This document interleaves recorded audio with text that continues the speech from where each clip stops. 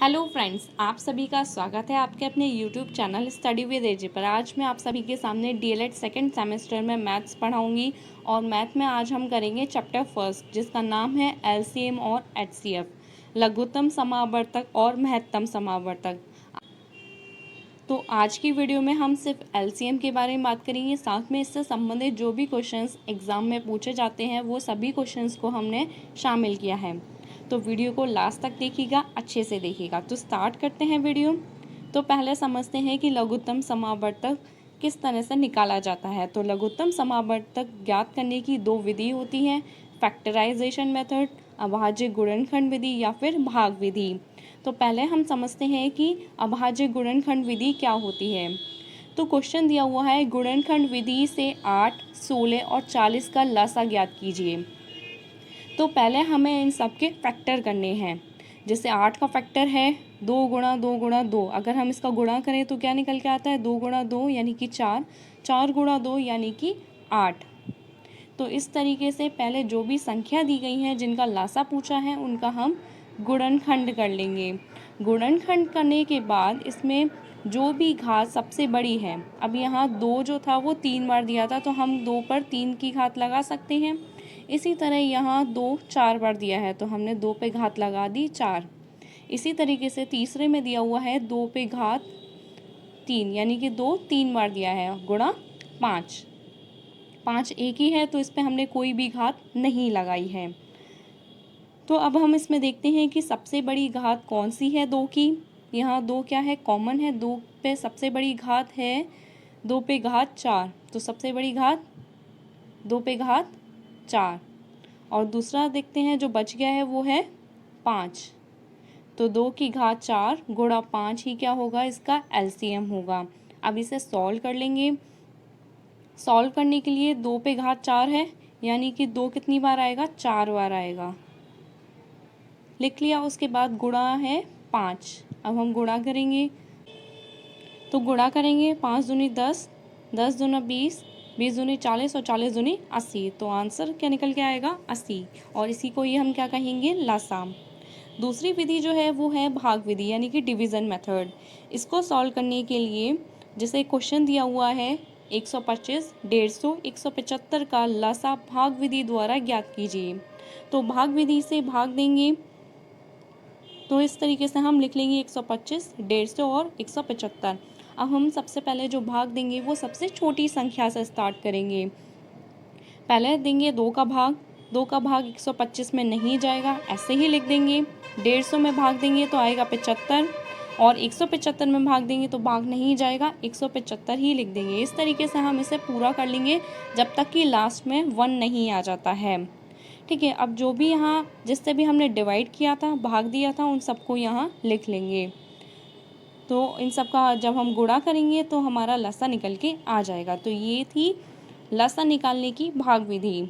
उम्मीद है आपको दोनों ही विधि समझ में आई होंगी। आगे मैं आपको क्वेश्चन सॉल्व कराऊंगी जिस टाइप के क्वेश्चंस आपके एग्जाम में पूछे जाते हैं।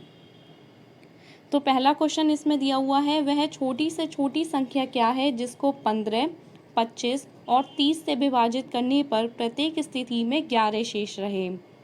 तो वह छोटी से छोटी संख्या पूछा है। जब भी छोटी से छोटी आएगा तो वहाँ आपको एलसीएम निकालना है यानी कि लासा निकालना है।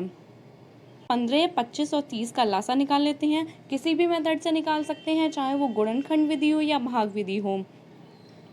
भाग विधि थोड़ी सी आसान रहती है और जल्दी हो जाती है क्योंकि गुणनखंड निकालने में थोड़ा सा टाइम लगता है। तो जिस तरह आपको जो भी विधि आपको सूटेबल लगे आप उससे निकाल सकते हैं लासा। तो 15, 25 और 30 का पहले भाग देंगे 2 से, तो 15 नहीं जाएगा, 25 नहीं जाएगा। 30 में भाग देंगे तो आ जाएगा 15। फिर 2 का भाग किसी में नहीं जा रहा है तो हमने 3 का भाग दिया। 3 का भाग 15 में देंगे 5 आएगा, 25 में नहीं जाएगा, 15 में देंगे तो 5 आएगा। अब 5 का भाग दिया जाएगा, 1 आया। 5 का भाग 25 में दिया तो 5 आ गया। 5 का भाग जब 5 में देंगे तो 1 आ जाएगा। अब यहाँ 5 बाकी रह गया है तो फिर से हम 5 का भाग देंगे और लास्ट में आ गया 1। अब यहाँ जिस किसी का भी हमने भाग दिया था उन सबको गुणा कर लेंगे।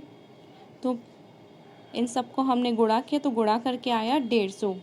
तो लसा निकल के आया है 150। अब इसमें पूछा था कि प्रत्येक स्थिति में 11 शेष रहे। जब भी शेष बचने की बात हो तो लासा में शेष को जोड़ दिया जाता है। ये आपको याद रखना है, जब भी पूछा जाए शेष बचे तो लासा में शेष को जोड़ दिया जाएगा। तो लासा आया था 150 और शेष बताया था कि 11 शेष रहे, तो 11 को हम इसमें जोड़ देंगे तो आ जाएगा 161। तो देखा कितना आसान है। नेक्स्ट क्वेश्चन देखते हैं। नेक्स्ट क्वेश्चन में पूछा गया है वह छोटी से छोटी संख्या ज्ञात कीजिए जो 20, 25 एवं 40 से पूर्णतः विभाज्य हो जाए। इसमें कहीं भी शेष बचने की बात नहीं हो रही है, यानी कि इसे सिंपल तरीके से सॉल्व करेंगे हम। सिर्फ 20, 25 और 40 का लासा निकालना है। तो लासा हम किसी मेथड से निकाल सकते हैं। तो यहाँ भाग विधि द्वारा दिया हुआ है।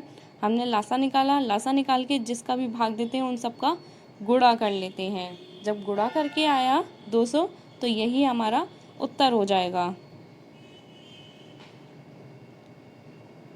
आगे बढ़ते हैं नेक्स्ट क्वेश्चन की ओर। है प्रतीक, अजय और असलम किसी वृत्ताकार मार्ग का एक चक्कर 12 मिनट, 15 मिनट और 18 मिनट में लगाते हैं। यदि सभी ने सुबह 8:30 पर किसी निश्चित स्थान से दौड़ना प्रारंभ किया है तो वह समय जब वे तीनों पुनः दोबारा उस स्थान पर एक साथ रहेंगे या एक साथ होंगे, तो वो समय बताना है कि किस टाइम पे वो दोबारा मिलेंगे। तो एक मैं आपको डायग्राम बना के समझाती हूँ। तो तीनों ही वृत्ताकार मार्ग में चक्कर लगा रहे हैं। एक लगाता है 12 मिनट में, दूसरा लगाता है 15 मिनट में और तीसरा लगाता है 18 मिनट में।